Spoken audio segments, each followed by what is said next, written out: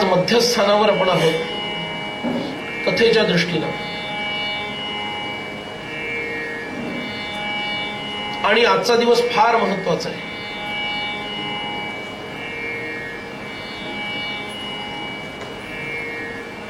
सज्जनांना दुःख भोगावं लागतं, यात काही नवीन नाहीये. पण सज्जनांचं दुःख भोगणं आणि दुर्जनांचं दुःख भोगणं याच्यात फरक हा आहे. भगवंत सज्जनांना दुःख दोन कारणांसाठी भोगावं लावतो.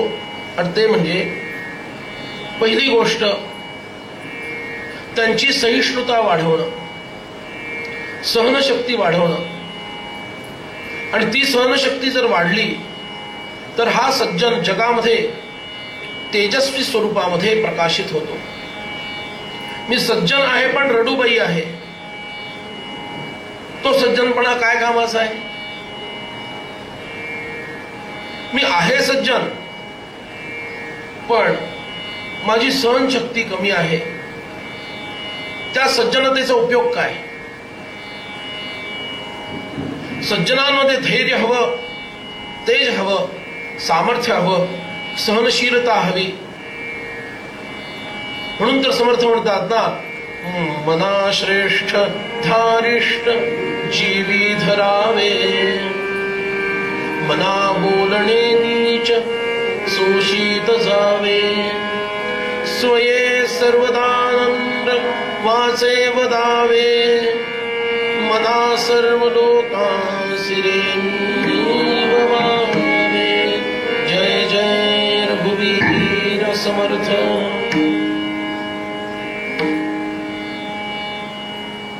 धैर्य वाढवणं, सहिष्णुता वाढवणं हे एक कारण. आणि दुसरं महत्वाचं कारण म्हणजे ज्या वेळेला तुम्ही कोणीही, फक्त सज्जनच नव्हे कोणीही दुःख भोगत असतो त्यावेळेस त्याचं पाप नष्ट होत असतं. आणि ज्या वेळेस कोणीही व्यक्ती सुख भोगत असते त्यावेळेस तिचं पुण्य नष्ट होत असतं. कशाच्या आधारानं सुख मिळतं, कशाच्या आधारानं दुःख मिळतं, कशाच्या बदल्यात मिळतं? अन्नाच्या बदल्यामध्ये पुष्टी मिळते, तुष्टी मिळते. तुष्टी आधी मिळते की पुष्टी आधी मिळते? वो असले काहीतरी प्रश्न विचारू नका. अजून त्याचा अनुभव घ्यायला 7-7:30 तुम्ही कधी किती 7:45 वाजवता, त्याची आठवण आत्ता नको.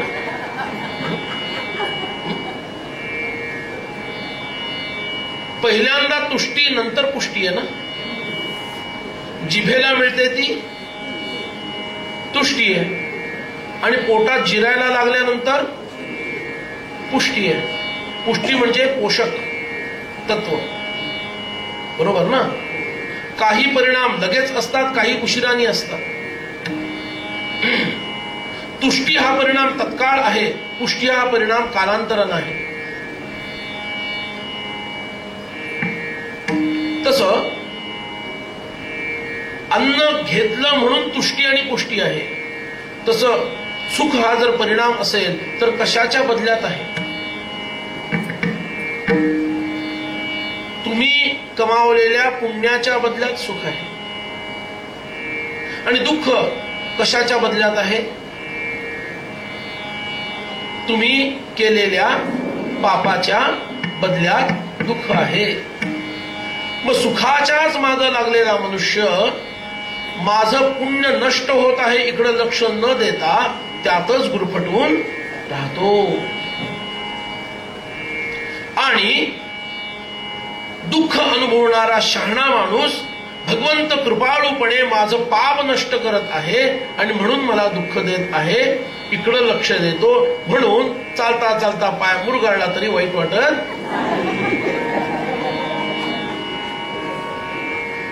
अरे भगवंतानी कृपा केली, कुठलं तरी पाप असेल,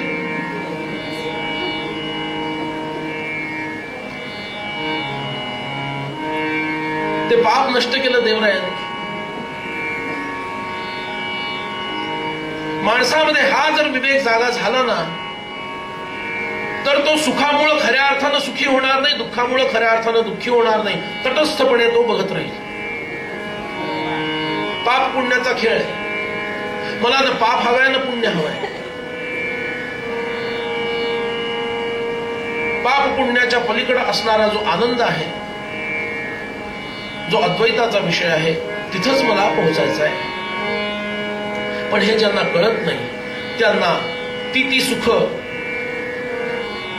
आणि ती दुःख फार महत्वाची वाटतात. आणि अशी वाटणारी जी मंडळी आहेत त्यांना काय काय अनुभव येतात तो विषय आता आपल्याला पाहायचा आहे.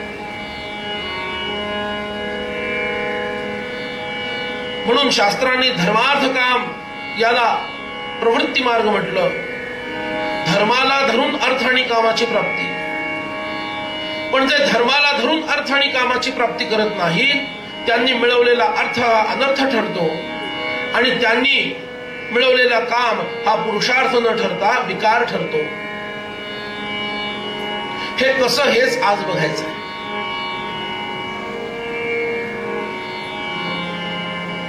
काल आपण बघितलं पांडवांना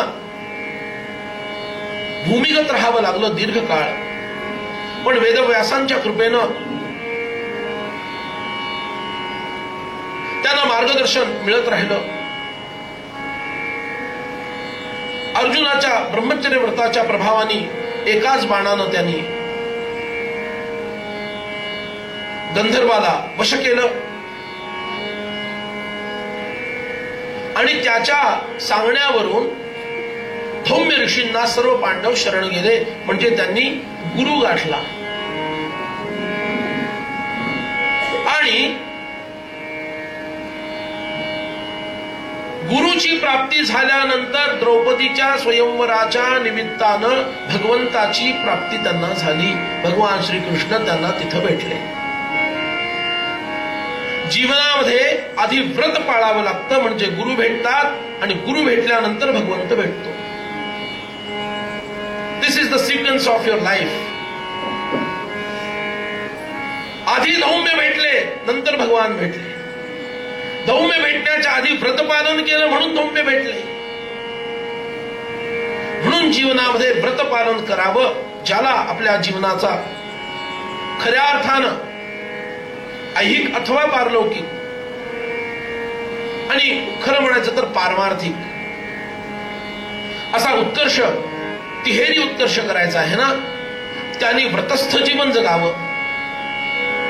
म्हणजे त्याला गुरु भेटतील आणि गुरु तुम्हाला बरोबर हाताला धरून नेतील आणि भगवंताच्या चरणाशी नेऊन ठेवतील.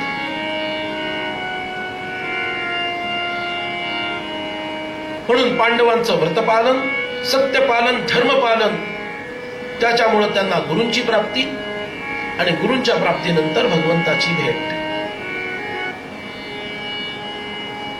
हा खरा तर कालच्या कथेचा एका वाक्यामध्ये सांगायचा मथितार्थ आहे. इकडे किती लोकांचं लक्ष गेलं माहिती नाही.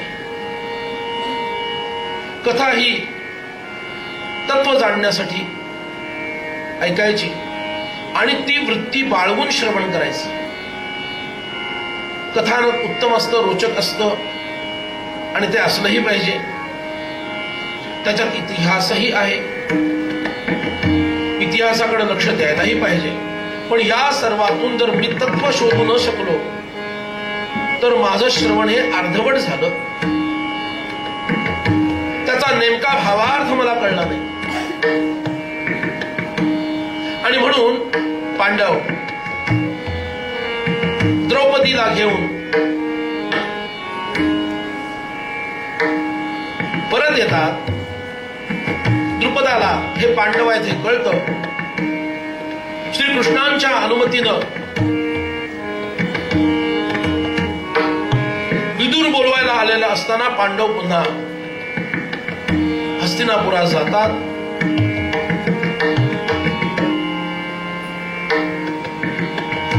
धृतराष्ट्र राज्याची विभागणी करतो आणि पांडवांना इंद्रप्रस्थाची निर्मिती करायला भाग पाडतो. पांडव हे इंद्रप्रस्थ उत्तम पद्धतीने बनवतात. आणि आता मधल्या काळामध्ये अर्जुनाची 12 वर्ष तीर्थाटनात जातात आणि सुभद्रेला घेऊन अर्जुन 12 वर्षाचं तीर्थाटन पूर्ण करून इंद्रप्रस्थात परत येतो.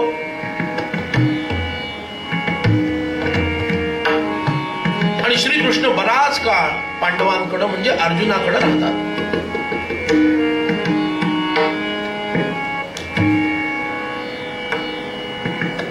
म्हणून संत पण म्हणतात द्वारकेचा राणा पांडवा घरी. त्यांचा परमनंट ऍड्रेस द्वारका आहे, पण केअर ऑफ ऍड्रेस पांडव असा आहे. कारण भक्त वत्सल भगवान आहेत. भगवंताला भक्ताकडे जाऊन राहावं लागतं, नाहीतर भक्ताला आपल्याकडे घेऊन जातो. मागच्या अवतारामध्ये सगळे भक्त आपल्याकडे आणून ठेवले अयोध्येत. या अवतारामध्ये जिथं भक्त तिथं भगवान पळताय. पण भक्त आणि भगवंत कायम एकत्र आहे.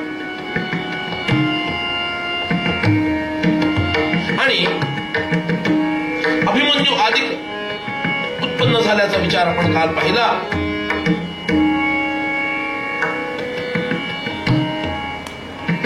श्रीकृष्ण बराच काळ तिथं राहिलेले आहेत. आता म्हणतात या महिलांबरोबर आपण भरपूर सैरसपाटा भरपूर केलेला आहे. अर्जुना आता आपण दोघं एकांतात जरा जाऊया. म्हणून उन्हाळ्यामध्ये घाम येत असताना विश्रांतीसाठी म्हणून कृष्ण अर्जुन यमुना काठी जातात. मोठं क्रीडागार तिथं तयार केलं जातं, जलागार तयार केलं जातं. बरीच क्रीडा सभ्य महिलांच्या बरोबर जाऊन हे सर्व, कारण सगळे नात्यातलेच लोक आहेत.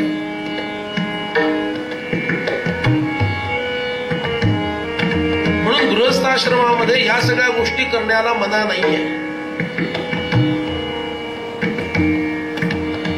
नाहीतर गृहस्थाश्रम घ्यायचाच नव्हता ना, थेट वनातच यायचं होतं. याला विरोध नाही. प्रापंचिक सुखाची प्राप्ती करण्याचा प्रयत्न करावा, त्याच्यात अडकून पडू नये.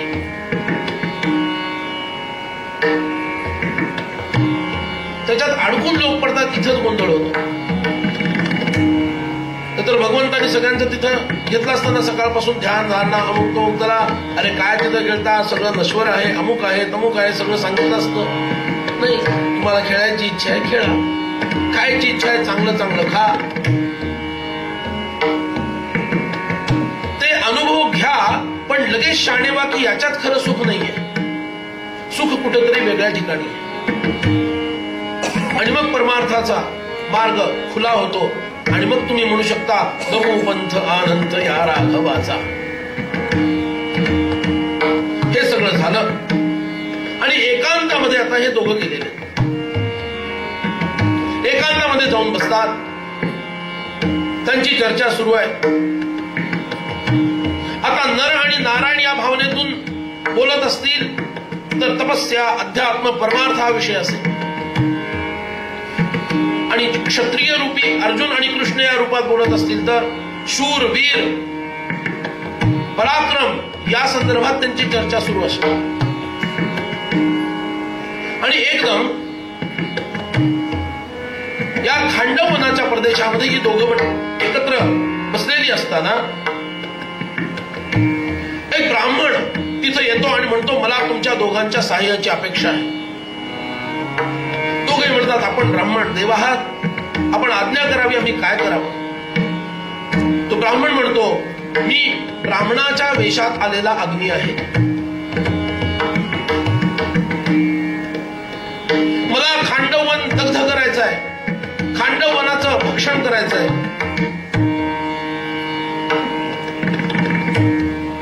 याच्यासाठी मला तुमच्या सहाय्याची गरज आहे. दोघं म्हणाले इतकं छान हे वन आहे, का भस्म करता? आणि आमची काय गरज आहे? तुमच्या दाहक शक्ती आहे, तुम्ही भस्म करा.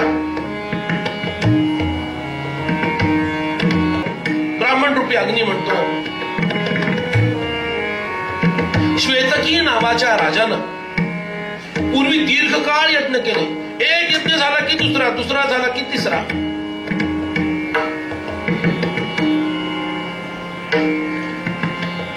आणि अग्नीमध्ये घृताची धारा अखंड आहे. अग्नीमध्ये तूप आपण आहुती देतो ना तुपाने, ती घृताची धारा अखंड आहे. आता बाकीचं ऋत्विज कंटाळे होणार, तुला काय रोज रोज यज्ञ करावं असा वाटतो का रे? आम्ही नाही करत म्हटल्यानंतर हा नाराज झाला आणि शिवांकडे गेला. शिवानं म्हटलं, देवा आता तुम्हीच बघा, यज्ञ करणे चांगली गोष्ट आहे. आणि पृथ्वीवरचे सगळे ब्राह्मण नाही नाही नाही म्हणतात. शिव हसले आणि म्हणाले, ठीक आहे, मी तर देव आहे, मला यज्ञ असा म्हणजे ऋत्विजत्व मला घेता येत नाही देव असल्यामुळं. माझाच एक अंश आहे ब्राह्मण रूपामध्ये, त्याचं नाव आहे दुर्वासा. त्याला तू तुझा ऋत्विज बनव. कसा यज्ञ कोण करत नाही बघूया. दुर्वासांकडे हा श्वेतकी राजा गेला. त्यांनी आनंदाने स्वीकार केला आणि सलग 12 वर्ष यज्ञ चालवला. त्याचा परिणाम असा झाला बघा, सारखं तूप पिऊन पिऊन पिऊन माझी टेस्टच गेली ना.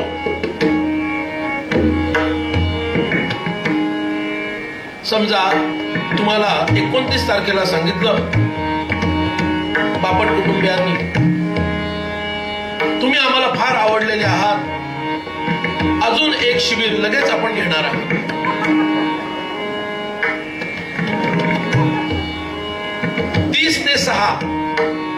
30 एप्रिल ते 6 मे, तेव्हा कुणीही चुकूनही जायचं नाहीये. ज्यांनी कोणी तिकीट बुक केले असतील त्यांनी रद्द करावे. असं जर आज सांगितलं, आज रात्रीच तुम्ही जाल की नाही खरं सांग. ते म्हणते जाऊ दे 29 ते 29 आजच निघूया बाबा, नाही तर 30ला आपल्याला जाऊ दिलं जाणार नाही.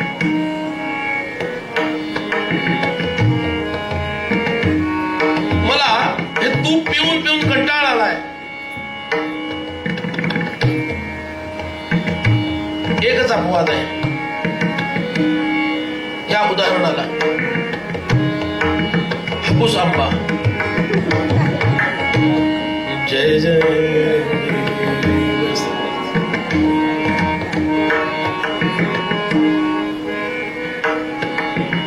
काही लोक तर असे वाट पाहत आहेत फक्त 30 तारखेची.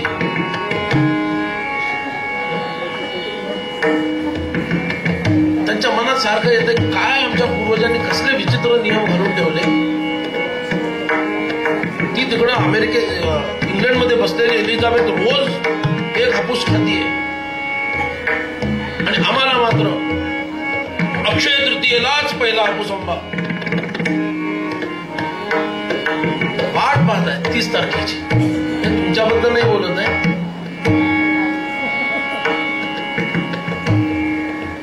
हा बिचारा घृत पिऊन पिऊन वैतागून गेला. मी ब्रह्मदेवांकडे गेलो आणि म्हटलं, देवा अरे मला घृताची अरुची झाली.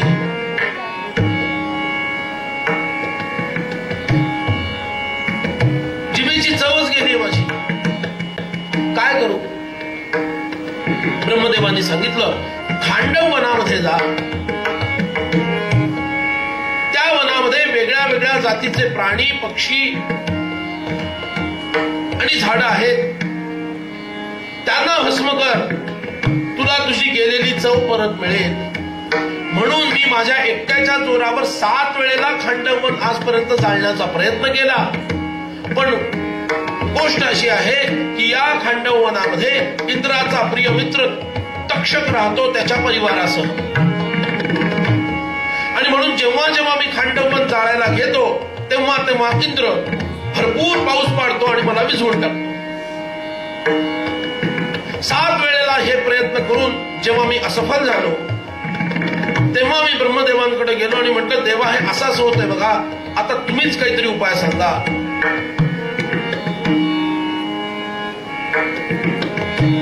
इदमिंद्र सदा दावं खांडवं परिरक्षति न च शक्नोम्यहं दद्धुं रक्ष्यमाणं महात्मना वसत्यत्र सखा तस्य तक्षतः पन्नगः सदा सगणस्तत्कृते दावं परिरक्षति वासवः. जय जय रघुवीर समर्थ. वासव म्हणजे इंद्र. ब्रह्मदेव म्हणाले, द्वापर आणि कलीच्या संधी काळामध्ये नरनारायण कृष्णार्जुन रूपामध्ये अवतार घेणार आहे.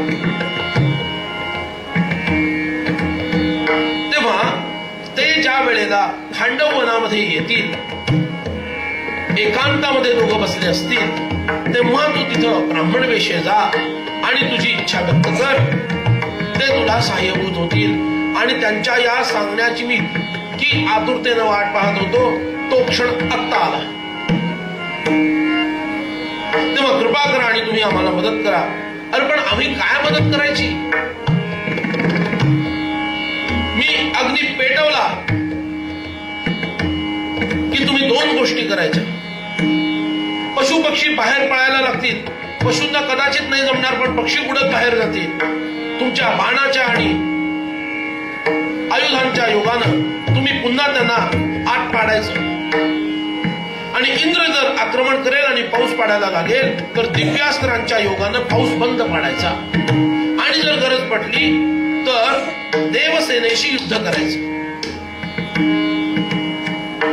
अर्जुनाने श्रीकृष्णांकडे बघितलं आणि अर्जुन म्हणतो, त्याच्यासाठी आमच्याकडे उत्तम धनुष्य आणि बाण हवे. देवांशी लढायचंय. उत्तम घोडे असणारा रथ हवा. उत्तम आयुध हवे. अशा 3 मागण्या अर्जुनानं केल्या. आणि अग्नीनं वरुणाचं स्मरण केलं. वरुण प्रकट झाला आणि अर्जुनासाठी त्यांनी दिव्य असं गांडीव धनुष्य प्रकट केलं. हे वरुणानं दिलेलं अग्नीच्या माध्यमातून प्राप्त झालेलं गांडीव धनुष्य. 2 बाणाचे भाते दिले.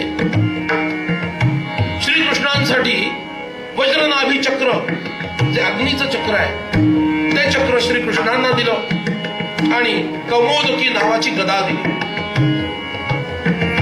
दिव्य अश्व असणारे 2 रथ दोघांना दिले. अर्जुनाच्या रथावर ध्वजयष्टी जी असते, काठी ध्वजाची, त्याच्यावर वाघ सिंह यांची चिन्ह आहे. आणि ध्वजावर कपी बसवलेला आहे. श्रेष्ठ असा कपी तिथं बसलेला आहे. आणि कर्कश प्राण्यांची प्रतिकृती त्यामध्ये आहे. आणि असं भाकीत सांगितलं, भीमसेनानुरोधाय हनुमान मारुतात्मजः आत्मप्रतिकृतिं तस्मिन् ध्वजे आरोपयिष्यति. महारुद्र हनुमान की जय. जय जय रघुवीर समर्थ. आता या कपीचा जे काही चिन्ह आहे, भविष्यामध्ये भीमाच्या प्रार्थनेला मान देऊन श्री हनुमान आपलं एक प्रतिकृती म्हणजे एक अंश छोटासा, अख्खे हनुमान आले तर रथ जाईल का पुढं? एक छोटा अंश आपला तिथं स्थापन करते हनुमान. आणि कृष्ण अर्जुन दोघंही रथारूढ झाले आणि अग्नीचं सहाय्य करायला तत्पर. भयंकर अग्नी पेटलाय आणि अग्नी पेटलेला आहे. बाहेरून हा अग्नी पेटलेला आहे आणि आतल्या दिशेला चाललाय. पक्षी उडायला लागले. प्राणी त्या वनाच्या मध्यभागाकडे पळायला लागले. जे पक्षी उडतील अर्जुन आपल्या बाणाने त्यांना आत टाकतोय.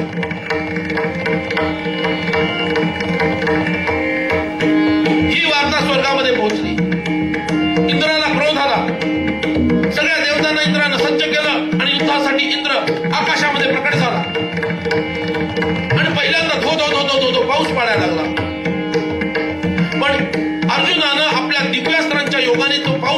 रोखला, अंतरिक्षातच रोखला, भूमीपर्यंत येऊच नाही दिला.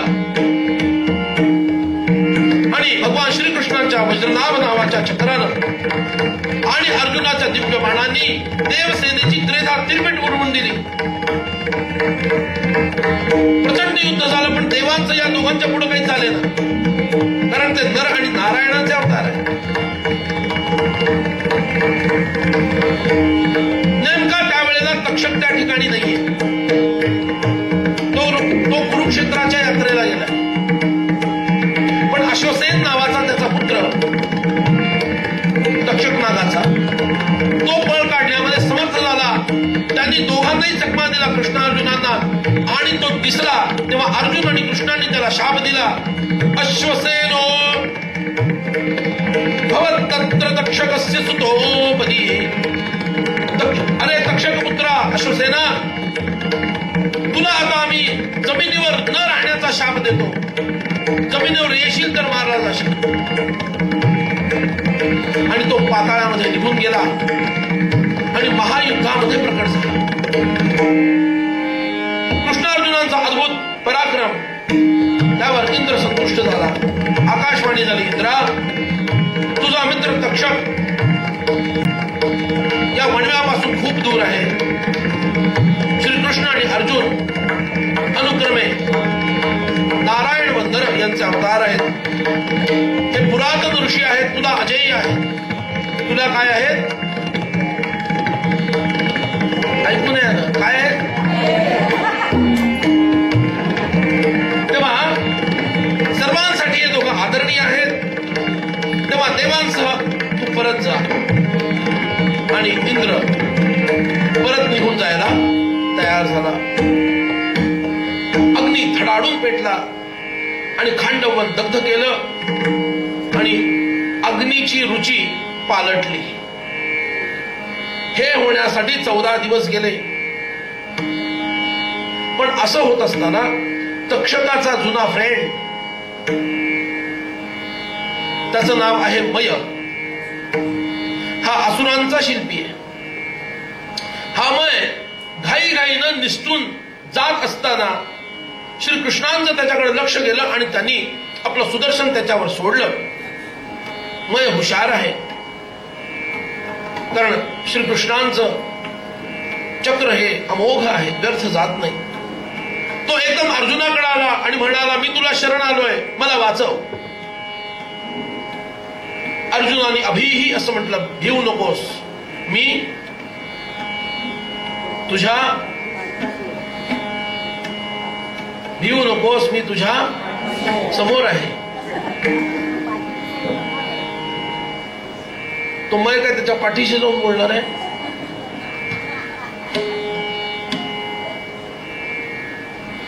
आहे समोर, पण आता पाठीशी आहे. आणि असं म्हटल्यानंतर श्रीकृष्ण आणि अग्नी या दोघांनी सुद्धा त्या अग्नीनं जाळलं नाही आणि कृष्णांच्या चक्रानं त्याला मारलं नाही. हा अश्वसेन जो पळून जाऊ शकला तो एक वाचला आणि अर्जुनाच्या कृपेमुळं मय वाचला. बाकी सगळे दग्ध झाले. 15 दिवस वणवा तिथं राहिला. अग्नीनं अर्जुनाला आणि श्रीकृष्णांना प्रत्यक्ष दर्शन दिलं. पूर्ण 15 दिवसानंतर इंद्र सुद्धा मरुद्गणांच्या बरोबर तिथं आला आणि या पराक्रमाकडे बघून इंद्रानं दोघांनाही वर मागायला सांगितलं. अर्जुनाने वर मागितला, सर्व प्रकारची दिव्य अस्त्र मला प्राप्त व्हावी. बघा अर्जुनाच्या काय इच्छा आहे, मला सर्व प्रकारची दिव्य अस्त्र प्राप्त व्हावी. इंद्र म्हणाला, भगवान शिव जेव्हा तुझ्यावर प्रसन्न होतील त्यानंतर तुला उग्र तपही करावं लागेल. या 2 गोष्टी साध्य झाल्यानंतर भविष्य काळामध्ये तुला या सर्वांची प्राप्ती होईल. अर्जुनाला आनंद झाला. श्रीकृष्णांना विचारलं, आपल्याला काय हवं आहे, आपण वर मागा. श्रीकृष्णांनी काय मागितलं असेल? मी काल हा मुद्दा बोललो होतो. श्रीकृष्णाने इंद्राला म्हटलं, जर आपण खरंच माझ्यावर संतुष्ट झालेले असाल तर मला अखंड अर्जुनाची मैत्री हवी आहे.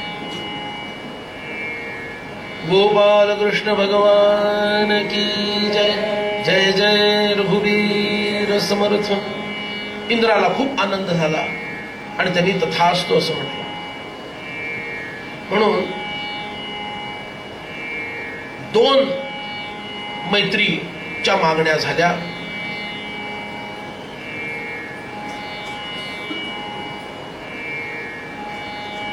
तू मला अंग देशाचा राजा बनवलंस, त्या बदल्यात मी तुला काय देऊ, असं जेव्हा कर्ण दुर्योधनाला म्हणतो तेव्हा दुर्योधन काय म्हणतो, तुझी अखंड मैत्री मला हवी आहे.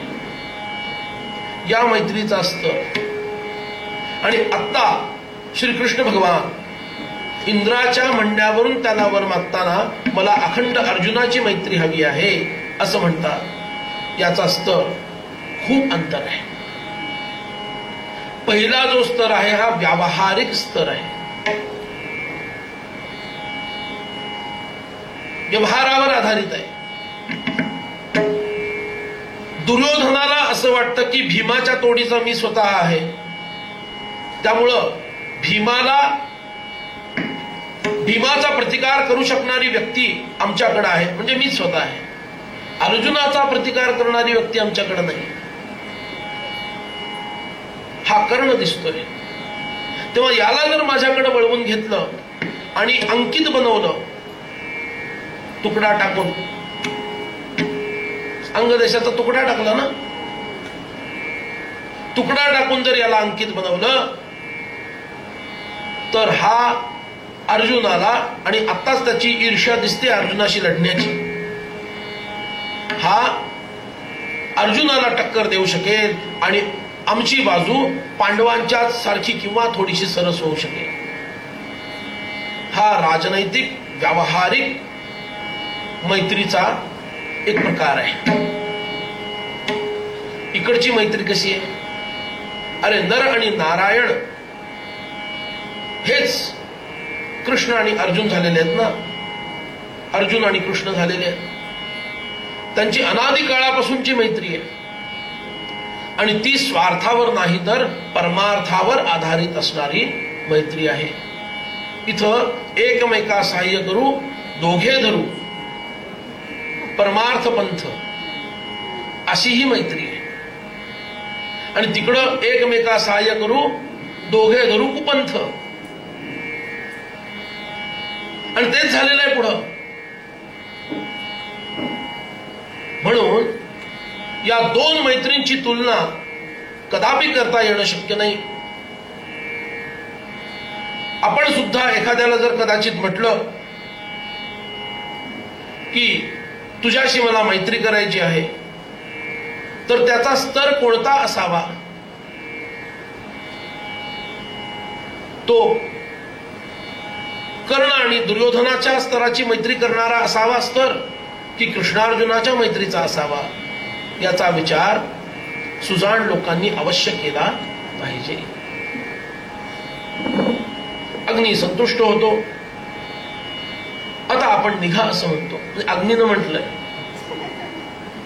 या तिघांना, बरं आता आपण निघा. धन्यवाद. अर्जुन, कृष्ण आणि मय तिघेही भगवान अग्नींना प्रदक्षिणा करतात आणि नदीच्या काठी जाऊन शांतपणे बसतात. परिक्रम्य ततः सर्वे त्रयोपि भरतर्षभ रमणीये नदीकूले सहिता समुपाविशन्. जय जय रघुवीर समर्थ. इथे आदि पर्व पूर्ण होतं. गोविंद जय जय गोपाल जय जय राधा रमण हरी गोविंद जय जय गोविंद जय जय गोपाल जय जय राधा रमण हरी गोविंद जय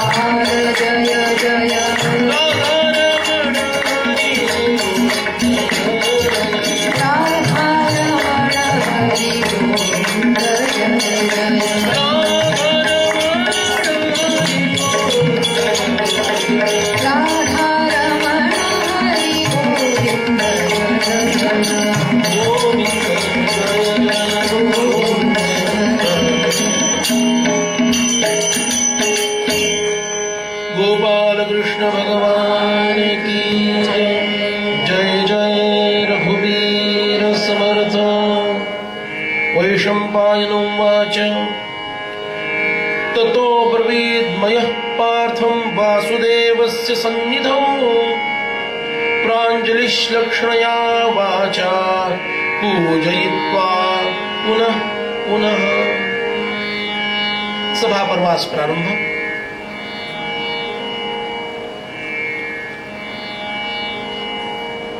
वैशंपायन ऋषी जन्मेजयाला सांगत आहेत असं सौतींनी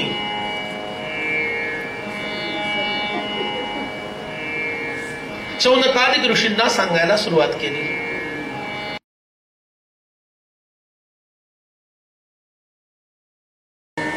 वैशंपायन ऋषी सांगू लागले, वासुदेव आणि अर्जुन यांच्या जवळ बसलेला मय अत्यंत मधुर वाणीनं आर्जवानं अर्जुनाला म्हणतो, अर्जुना, अरे तू मला वाचवलंस रे, सांग मी तुझ्यासाठी काय करू? अर्जुनाने काय उत्तर द्यायला हवं? म्हणून म्हटलं मैत्री कशी असायला हवी। अर्जुनाने स्वतःसाठी काय मागितलं आहे का? अर्जुन म्हणतो, श्रीकृष्णाचं कोणतंही काम करून दे, ते माझंच काम आहे असं समज।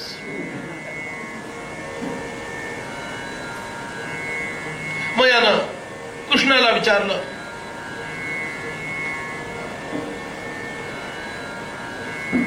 सर तुम्हाला काय हवंय? आता श्रीकृष्णांचं उत्तर मित्राच्या उत्तराच्या तोडीचं हवं की नाही? श्रीकृष्णांनी काय उत्तर दिलंय का? भगवान म्हणतात, माझं काम म्हणून तू धर्मराज युधिष्ठिरासाठी अशी एक सभा बांधून दे की त्याचं अनुकरण कुणीच करू शकणार नाही। हे श्रीकृष्णांचं काम आहे। जे दुसऱ्यासाठी जगतात त्यांचा जगामध्ये लौकिक होतो, आणि जे स्वतःसाठी जगतात ते तुमच्या आमच्यासारखी माणसं एका पिढीमध्ये सगळे लोक त्यांना विसरून जातात। मी चुकून तुम्हाला माझ्यासारखं म्हटलं, क्षमा करा। दुसऱ्यासाठी जगावं। अर्जुन आणि भगवान आपल्याला हे शिकवत आहेत। अर्जुन म्हणतो, श्रीकृष्णांचं काम कर, माझं काम झाल्यात जमाय। श्रीकृष्ण म्हणतात, माझ्या प्रिय युधिष्ठिरासाठी तू सभा बांधून दे। अननुकरणीय म्हणा बरं शब्द।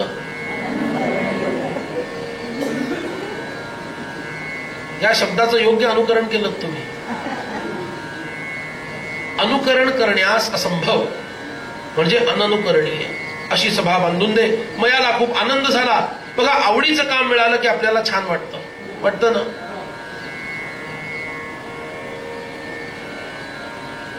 बरोबर 7 वाजता मध्यंतर झालं। बरोबर 9 वाजता थांबलो।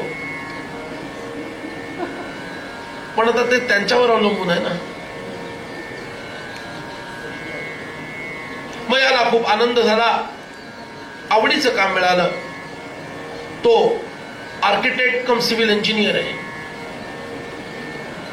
आणि ME MTech दोन्ही झालेलं आहे।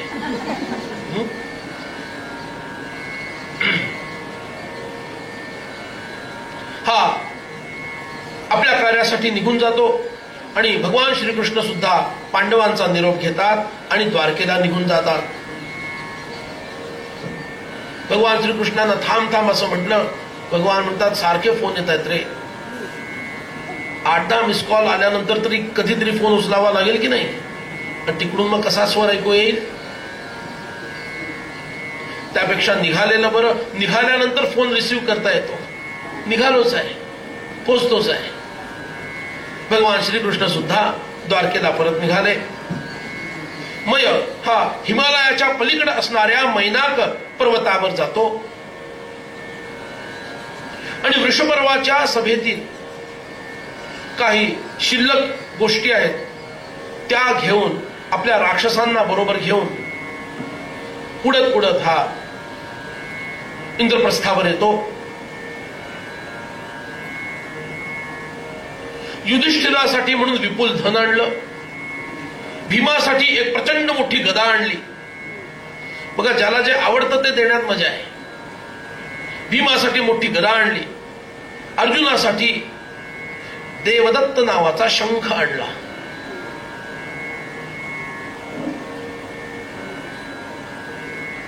आणि पाहता पाहता लोकोत्तर कांतीयुक्त अशी दिव्य सभा साकार झाली. अरे, विष्णू, ब्रह्मा आणि देवता यांच्याकडे सुद्धा अशी सभा नाहीये. आणि या मय सभेचं राक्षस रक्षण करताय. 14 महिन्यानंतर ही सभा उभी राहिली. आणि या आनंदाच्या पर्वामध्ये मोठा ब्राह्मण भोज देण्यात आला. आणि मयसभा निर्माण झाल्यानंतर सर्व संचार करणारे महान ऋषी नारद हे पर्वत आणि सौम्य सुमुख या नावाच्या अन्य ऋषींना बरोबर घेऊन युधिष्ठिराला भेटायला येऊन पोहोचले. नारदांद्वारे फार सुंदर असा राजधर्माचा उपदेश करण्यात आला. तो खरंच मुख्य ग्रंथ उघडून पाहण्यासारखा आहे. युधिष्ठिरानं अनेक प्रश्न विचारले, त्याची अनेक उत्तरं सुद्धा दिली. नारदांनी इंद्र, यम, वरुण, कुबेर, ब्रह्मदेव इत्यादिकांच्या सभा कशा आहेत आणि त्यापेक्षाही तुझी सभा कशी श्रेष्ठ आहे असं सांगितलं. युधिष्ठिराने प्रश्न विचारला, नारद मुनी, राजर्षी हरिश्चंद्र हा एकटाच इंद्रलोकामध्ये गेलेला आहे असं कळलं, पण कशाच्या योगानं त्याला इंद्रलोकामध्ये स्थान मिळालं?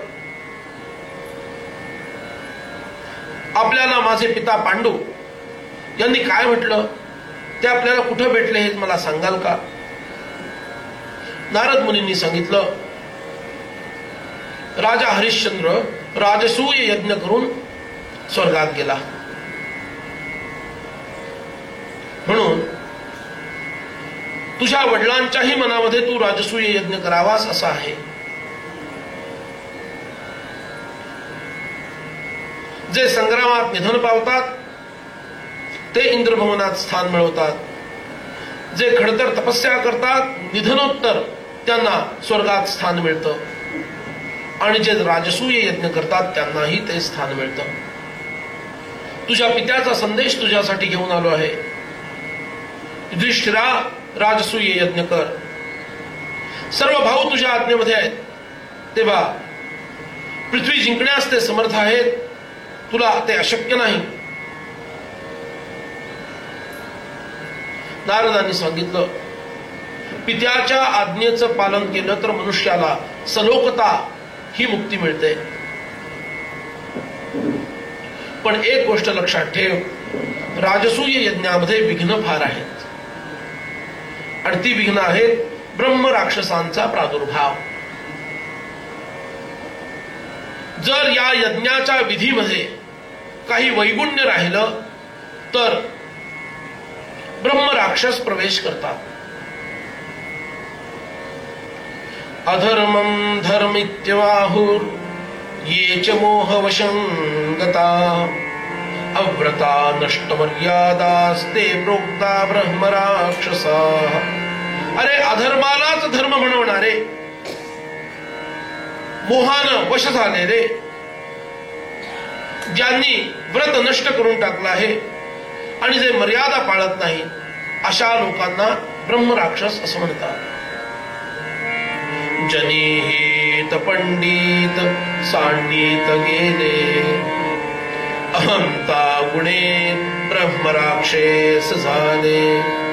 तयाहून व्युत्पन्न तो कोण आहे मना सर्व जाणीव सांडून राहे. जय जय रघुवीर समर्थ.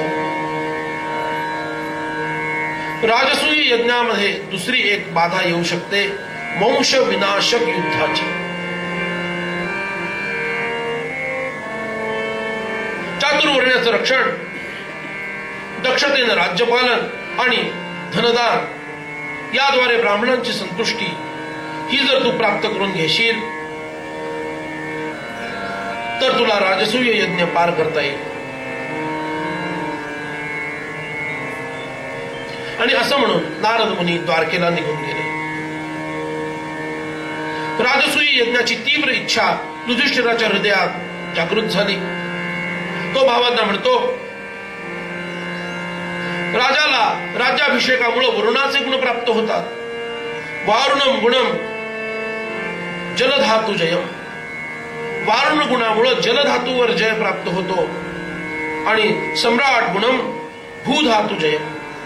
सम्राट पद प्राप्त झालं तर भूधातूवर जय मिळतो. मला सम्राट पदाची इच्छा होणं स्वाभाविक आहे. मला असं वाटतं पित्याच्या इच्छेचा मान राखत आपण राजसूय यज्ञ करूया. श्री रामरायांनी राजसूय यज्ञ टाळला होता बरं का, महासंहाराच्या कारणामुळं. उत्तर रामायणात उत्तरकांडामध्ये ही चर्चा तुम्हाला मिळेल. पण इथं मात्र राजसूय यज्ञ करावा असं याला वाटतं. श्रीकृष्णांचं स्मरण याला झालं. बघा, संत घरात येऊन गेले की भगवंत आठवायला लागतो. नारद मुनी येऊन गेले ना,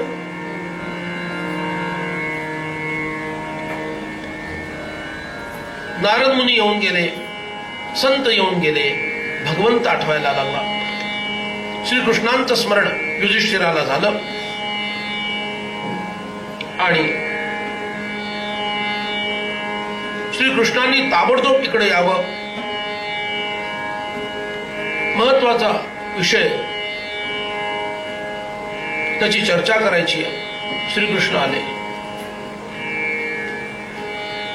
आणि त्यांनी सुद्धा राजसूय यज्ञाला अनुमोदन दिलं.